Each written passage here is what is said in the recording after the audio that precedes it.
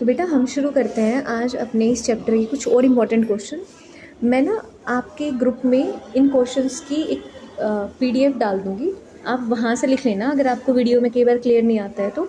और दूसरा बेटा, जब आप वीडियो देख रहे हो तो उसको ज़्यादा मतलब डेटा पे करके देखा करो, ना कि डेटा सेवर पे करके देखा करो। चलो क्वेश्चन शुरू करते हैं। पहला हमारा क्वेश्चन है, what are unicellular organisms, list 2 example of unicellular organism. Unicellular organism वो ऑर्गेनिज्म थे बेटा जो आपके एक सिंगल सेल से बने होते हैं और वो अपनी सारी की सारी एक्टिविटी जो उन्हें जिंदा रखने के लिए उन्हें परफॉर्म कर सकते हैं। एग्जाम्पल क्या क्या थे हमारे पास एग्जाम्पल थे अमीबा, पैरामीशियम और बैक्टीरिया। ये क्या थे आपके यूनिसेलुलर ऑर्गेनिज्म थे। दूसरा है हमारा name the organelle that is referred to as power house of the cell.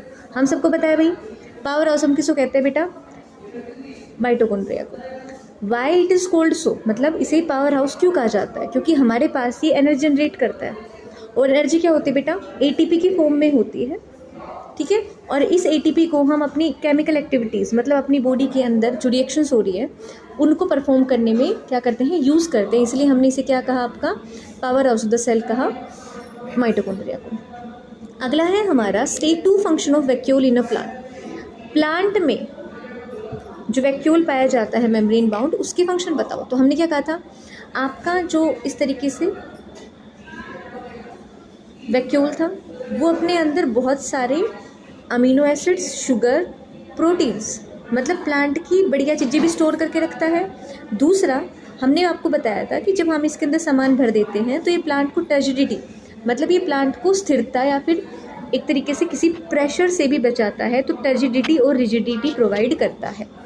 अगला है हमारा list 2 similarities between mitochondria and plastid. देखो हमने कहा था हमारे माइटोकॉन्ड्रिया में डीएनए एंड राइबोसोम होते हैं ताकि वो अपना खुद से प्रोटीन बना सके। इस तरीके से आपका क्या था, राइबोसोम था। और राइबोसोम में क्या पाए जा रहे थे, आपके खुद के डीएनए और आपके माइटोकॉन्ड्रिया में खुद का डीएनए राइबोसोम पाया जा रहा था, तो डीएनए राइबोसोम मिलता है, पहली सिमिलरिटी। प्लास्टिड में भी आपका इस तरीके से ये आपके क्या थे, ग्रैनम थे, और आपका डीएनए और राइबोसोम पाए जा रहे। तो पहली सिमिलरिटी क्या होगी, डीएनए पाया जाना और राइबोसोम पाया जाना, ठीक है। दूसरी सिमिलरिटी क्या होगी बेटा, दूसरी सिमिलरिटी होगी आपकी, देखो ये भी डबल मेम्ब्रेन बाउंड है माइटोकॉन्ड्रिया, ये आउटर मेम्ब्रेन, ये इनर मेम्ब्रेन। यहाँ पे ये आउटर मेम्ब्रेन और ये इनर मेम्ब्रेन। तो आपका माइटोकॉन्ड्रिया और आपके प्लास्टिड दोनों कैसे होते हैं, आपके डबल मेम्ब्रेन बाउंड होते हैं। अगला है what is DNA and where it is located, मतलब डीएनए क्या होता है और डीएनए कहाँ पाया जाता है। याद करो डीएनए कहाँ पाया जा रहा था, हमने कहा था हमारा सेल के अंदर न्यूक्लियस होता है, न्यूक्लियस में क्या पाया जाता है, आपका डीएनए। क्या पाया जाता है, आपका डीएनए। तो हम कहेंगे कि हमारा जो सेल थी, सेल के अंदर न्यूक्लियस था, न्यूक्लियस के अंदर क्या पाया जा रहा था, आपका डीएनए पाया जा रहा था। और जो डीएनए होता है वो किस किस का बना होता है बेटा, वो आपका बना होता है। अगला क्वेश्चन क्या है, वेयर इज लोकेटेड। डीएनए के एरियल में, डीएनए आपकी फुल फॉर्म होती है डीऑक्सीराइबोन्यूक्लिक एसिड, जो कि कंटेन करती है हेरिडिटी इन्फॉर्मेशन, मतलब एक पेरेंट अपने, मतलब एक बच्चा अपने पेरेंट जैसा दिखता है। ये जो इन्फॉर्मेशन है ये कैरी कौन करता है, आपका डीएनए कैरी करता है। दूसरा एक इसमें प्रेजेंट होता है, ये प्रेजेंट होता है आपके क्रोमोसोम की फॉर्म में या फिर न्यूक्लियस के अंदर प्रेजेंट होता है। दूसरा है name the functional segment of DNA. हमने कहा था इस तरीके से आपका डीएनए पाया जा रहा है, तो डीएनए पे एक सीक्वेंस होती है, उस सीक्वेंस को हम क्या कहते हैं, जीन। क्या कहते हैं बेटा, जीन्स। ऐसे नहीं कहते हैं कि आपकी आंखों का रंग अपने पापा जैसा है तो आपके पापा के जीन्स आए हुए हैं आप में। तो डीएनए का वो यूनिट, वो सेगमेंट जो फंक्शनल होता है उसे हम क्या कहते हैं, जीन। क्या कहते हैं बेटा, जीन। अगला क्वेश्चन है list two reasons for plant cell to have large central vacuole. Plant के पास लार्ज सेंट्रल वैक्यूल क्यों होते हैं। सबसे पहले तो आपका जो प्लांट होता है उसको प्रेशर प्रोवाइड करने के लिए, क्या प्रोवाइड करने के लिए, प्रेशर प्रोवाइड करने के लिए। मतलब मान के चलो तुमने एक बॉक्स ले लिया है और बॉक्स में तुमने बलून भरा हुआ है पानी का जो बलून भरा हुआ है आपने, अगर आप उस बॉक्स को प्रेशराइज करोगे तो वो पानी का बलून टूटने नहीं देगा आपके बॉक्स को। इस तरीके से ही आपकी प्लांट सेल को आपका जो वैक्यूल है वो रिजिडिटी प्रोवाइड करता है, सपोर्ट प्रोवाइड करता है। दूसरा है बेटा, ये क्या स्टोर करता है, क्या तो ये तुम्हारी अच्छी चीज़ें स्टोर करता है या फिर ये तुम्हारी सेल की जो वेस्टेज है उनको स्टोर करता है, ठीक है। चलो अब नेक्स्ट देखते हैं, नेक्स्ट क्या क्या काम है इसका।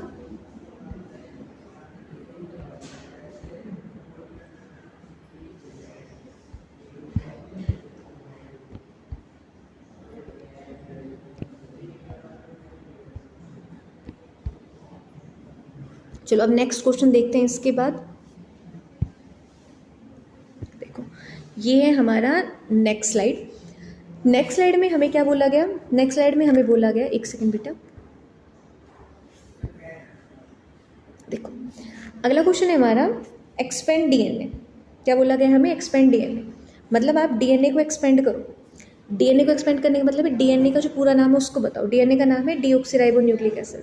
अगर हम बात करें डीएनए की लोकेशन की, मतलब आपका डीएनए कहाँ पाया जाता है, तो हम कहेंगे जो डीएनए है वो आपका न्यूक्लियस में भी पाया जाता है, और न्यूक्लियस के अलावा आपके, अभी हमने पिछली स्लाइड में देखा था, माइटोकॉन्ड्रिया और प्लास्टिड में भी पाया जाता है। State the function of it, मतलब आपके जो डीएनए है उसकी फंक्शन बताओ। डीएनए क्या बताओ आप, फंक्शन बताओ। तो डीएनए जो होता है वो हमारा जेनेटिक इन्फॉर्मेशन कैरी करता है, किसके लिए, दूसरी जनरेशन में जाने के लिए। दूसरा, ये प्रोटीन बनाने में हेल्प करता है बेटा। ऐसे आपका डीएनए होता है, इस तरीके से क्रोमोसोम होते हैं, यहाँ पे जीन्स होते हैं, बहुत सारे जीन्स होते हैं, बहुत सारे ऐसे, ठीक है। ये जीन्स जो होते हैं ये एक पर्टिकुलर टाइप का प्रोटीन बनाते हैं, और वो प्रोटीन फिर आपकी बॉडी फॉर्म करता है, मतलब आपकी आई कलर का प्रोटीन। ये सब कौन बना रहा होता है, आपका डीएनए। अगला लिख रखा है mention in 2 function of endoplasmic reticulum. जो आपके एंडोप्लाज्मिक रेटिकुलम होती है उसके कोई 2 फंक्शन बताओ। देखो एंडोप्लाज्मिक रेटिकुलम क्या करती थी बेटा, एंडोप्लाज्मिक रेटिकुलम सबसे पहले तो आपका नेटवर्क बनाती है। नेटवर्क कैसे बनाती है, ये आपके ट्रांसपोर्ट करती है मटेरियल को, स्पेशली प्रोटीन्स को, डिफरेंट रीजन ऑफ साइटोप्लाज्म और between the cytoplasm and the nucleus. मतलब ये न्यूक्लियस था, यहाँ पे हमारी क्या थी, एंडोप्लाज्मिक रेटिकुलम थी। ये जो प्रोटीन्स थे, ठीक है, क्या थे ये आपके जो प्रोटीन्स थे, उनको कहाँ ट्रांसपोर्ट करती है, साइटोप्लाज्म में ट्रांसपोर्ट करती है, और आपके साइटोप्लाज्म से कुछ प्रोटीन्स को ये वापस न्यूक्लियस के पास भी भेजती है। तो ये साइटोप्लाज्म, न्यूक्लियस और मटेरियल का क्या करती है, ट्रांसपोर्ट करती है। अगर मैं बात करूँ रफ एंडोप्लाज्मिक रेटिकुलम की, जिसपे इस तरीके से राइबोसोम प्रेजेंट थे, वो क्या बनाती है, प्रोटीन। और स्मूथ वाली जो इस पे आपके राइबोसोम प्रेजेंट नहीं थे, या फिर जो ट्यूब्यूल या वेसाइकल की फॉर्म में आपके साइटोप्लाज्म में पाई जा रही थी, वो क्या बनाती है, लिपिड प्रोड्यूस करती है। इसके अलावा डिटॉक्सिफिकेशन, मतलब आप जो भी आप ड्रग्स वगैरह लेते हो, कोई पॉइजनिंग आपको हो गई है, उस पॉइजनिंग को डिटॉक्सिफाई, मतलब आपकी बॉडी से निकालने का काम कौन करती है, आपकी स्मूथ एंडोप्लाज्मिक रेटिकुलम करती है। इसके बाद अगला question, what is the observation made when an animal cell is placed in hypotonic solution. Hypotonic solution का मतलब देखो, आपका ये सॉल्यूशन था हाइपोटोनिक। हाइपोटोनिक का मतलब आपका जो इस सॉल्यूशन में सोल्ट क्या है, ज़्यादा, सोल्ट क्या है, ज़्यादा, ठीक है। एक सेकेंड देखो, हाँ, हाइपोटोनिक का मतलब है सोल्ट कम, सॉरी बेटा, हाइपोटोनिक का मतलब है आपका सोल्ट कम और पानी ज़्यादा। तो हमने क्या करा, हमने अपनी एनिमल सेल को, क्योंकि हमारे पास प्लाज्मा मेम्ब्रेन है, प्लाज्मा मेम्ब्रेन पानी आने जाने देती है, इसको इस सॉल्यूशन में रख दिया। तो हमने क्या कहा था, अगर आपकी सेल को ऐसे मीडियम में रख दिया जाए जहाँ पानी ज़्यादा हो, तो पानी अपने हाई कॉन्सेंट्रेशन से कहाँ जाता है, आपकी लो कॉन्सेंट्रेशन की तरफ आ जाता है। तो पानी सारा कहाँ जाएगा, हमारी सेल के अंदर, और हमारी सेल क्या हो जाएगी, स्वेल अप कर जाएगी। क्या कर जाएगी बेटा, स्वेल अप। तो हाइपो, हाइपो मतलब कम, टोनिक मतलब जिसमें आपका पानी कम हो और आपका जो सोल्ट है वो क्या हो, आपका ज़्यादा हो, ठीक है। सॉरी, आपका सोल्ट कम हो और आपका पानी क्या हो, ज़्यादा हो। तो पानी कहाँ जाएगा, आपका अंदर आ जाएगा, ठीक है भाई। और इस प्रोसेस को बोलेंगे जिसमें पानी अंदर आता है, एंडोस्मोसिस। क्या बोलते हैं बेटा, एंडोस्मोसिस। अब अगला क्वेश्चन देखो एक बार, देखो ये क्वेश्चन रिपीट हो रहे हैं, पर ये अभी 2-2 मार्क्स के चल रहे हैं, उसके बाद उससे पहले 1-1 मार्क्स के चल रहे थे, और अभी आप जो क्वेश्चन नेक्स्ट आएंगे वो 3 मार्क्स के चलेंगे, ठीक है। तो ये बस मटेरियल ज़्यादा लिखना होता है। State the technical term for a medium which has exactly the same concentration as the cell. और सेल पे क्या फ़र्क पड़ेगा, इसने बोला एक ऐसा सॉल्यूशन जिसमें पानी और सोल्ट, आपकी जो सेल इसके अंदर पड़ी हुई है ना, इसके बराबर हो। मतलब यहाँ पे जो पानी है और सोल्ट है किसके अंदर, सेल के अंदर, वो बिल्कुल बराबर हो आपके जिस सॉल्यूशन में सेल को गिराया गया है। तो ऐसे सॉल्यूशन को हम कहते हैं बेटा आइसोटोनिक सॉल्यूशन। क्या बोलते हैं बेटा, आइसोटोनिक सॉल्यूशन।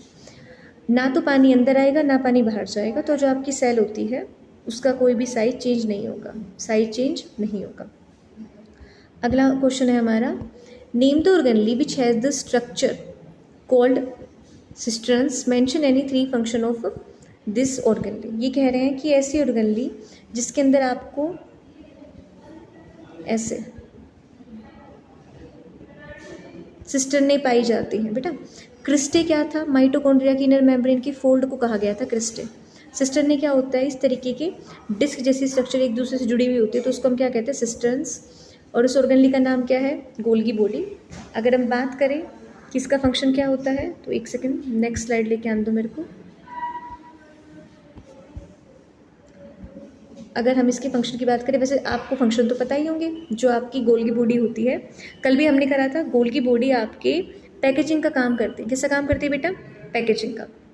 हमने कहा था एंडोप्लाज्मिक रेटिकुलम से जो भी सामान आता है वो गोल्गी बॉडी से निकलता हुआ जाता है और उस प्रोटीन की पैकेजिंग करती है, उसका मॉडिफिकेशन करती है, लाइजोम बनाने में हेल्प करती है। तो ये पैकेजिंग कर दी, ये उस पर लट्टू लगा दिए, मतलब एड्रेस चिपका दिया, टैग चिपका दी, तो उसकी मॉडिफिकेशन कर दी।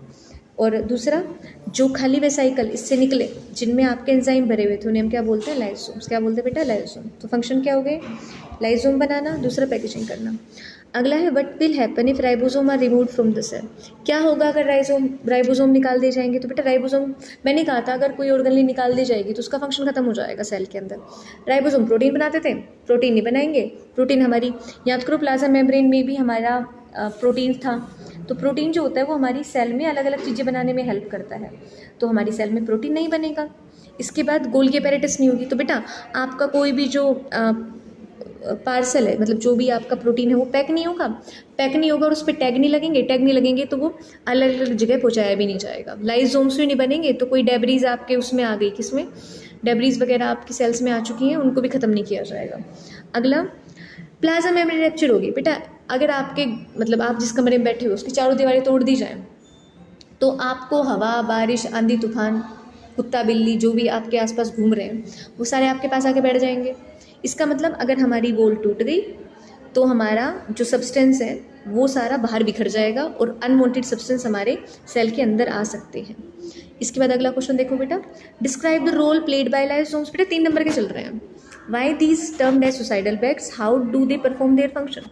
लाइसोम्स को आप सुसाइडल बैग्स क्यों कहते हो, क्योंकि ये आपकी बॉडी का या आपकी सेल का वेस्ट मटेरियल क्लीन करता है, फॉरेन मटेरियल जो आपकी बॉडी में बाहर से आया उसको ख़त्म करता है, और आपके अगर आपके कोई ऑर्गेनली ख़त्म हो गए, वोर्न आउट मतलब उसकी लाइफ स्पैन ख़त्म हो गई है, तो उसको क्या करता है, ख़त्म करता है। तो ये उसकी फंक्शन हो गई। सुसाइडल बैग्स क्यों कहते हैं इसे हम, अगर एक सेल जो होती है उसका अपना खुद का फंक्शन ख़त्म हो गया है, उसके अंदर कोई दिक्कत आ गई, ये सेल है, इसके अंदर लाइसोम है, सेल का अपना खुद का कोई फंक्शन ख़त्म हो गया है भाई, ख़त्म हो गया, तो ये जो आपका लाइसोम है ये ब्रस्ट कर जाएगा, फूट जाएगा। फूटते इसके सारे एंजाइम बाहर निकल आएंगे, बाहर निकलते ही इसके डाइजेस्टिव एंजाइम क्या करेंगे, इस सेल के सारे मटेरियल को ख़त्म कर देंगे। ख़त्म करने के बाद उन्हें हार्मलेस पीसेज, ऐसे पीसेज में कन्वर्ट कर देंगे जो आपको कोई भी नुकसान ना पहुँचा रहे हो। अगला हमारा क्वेश्चन है, differentiate between diffusion and osmosis, write 2 examples where a living organism use osmosis and uses diffusion. देखो समझो हम क्या कह रहे हैं। इसने बोला कि आपका डिफ्यूज़न और ऑस्मोसिस के बीच में डिफरेंस बताओ। हमें अच्छे से पता है कि आपका जो डिफ्यूज़न होता है उसमें हमारा हाई से लो की तरफ आता है, कोई भी सामान आता है बेटा, आपके ऑस्मोसिस में भी हाई और लो के बीच में आता है। पर होता ये है बेटा, डिफ्यूज़न में कोई मेम्ब्रेन नहीं होती, लेकिन ऑस्मोसिस में आपकी एक सेमी परमेबल मेम्ब्रेन के थ्रू आपके किसी भी सामान को हम कहाँ लेके आएंगे, आपके किसी भी सामान को हम अंदर से बाहर अपने हाई कॉन्सेंट्रेशन से अपने लो कॉन्सेंट्रेशन की तरफ लेके आएंगे, ठीक है। और इसमें अगला ये पूछ रखा था कि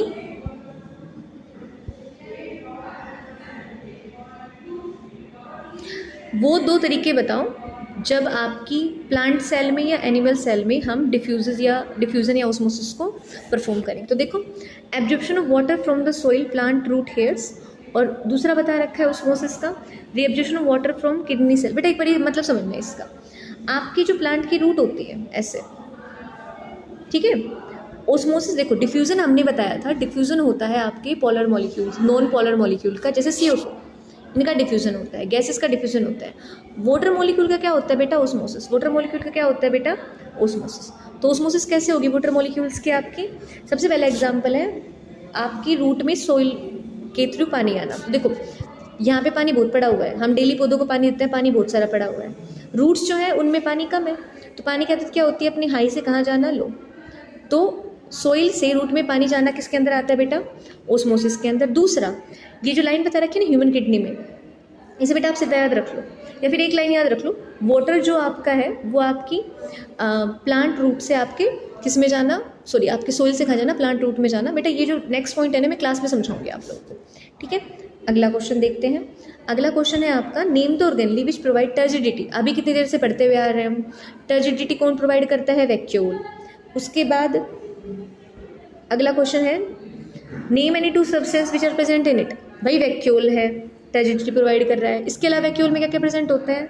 वैक्यूल में अमीनो एसिड, वेस्ट मटेरियल भी होते हैं और हमारे खाने पीने के न्यूट्रिएंट्स भी होते हैं।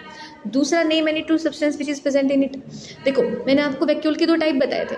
अगर हमारा वैक्यूल जो है वो फूड स्टोर कर रहा है तो अमीबा हो गया। अगर हमारा पानी को, एक्स्ट्रा पानी को बाहर निकल रहा है, मतलब ये हमारा वैक्यूल है, ये सेल के एक्स्ट्रा पानी को बाहर निकाल दे रहा है, तो इसे हम कौन सा वैक्यूल बोलेंगे? Contractile vacuole. कौन सा बोलेंगे बेटा? Contractile vacuole. बेटा क्लास के बाद मैं आपकी PDF शेयर कर दूंगी, उस PDF से आप ये क्वेश्चन आराम से लिख सकते हो। वीडियो को हाई क्वालिटी में देखना बेटा। अब इसके कुछ क्वेश्चन और बचते हैं, उसके बाद हम अपना नेक्स्ट चैप्टर शुरू करेंगे बेटा। ठीक है बेटा, थैंक यू।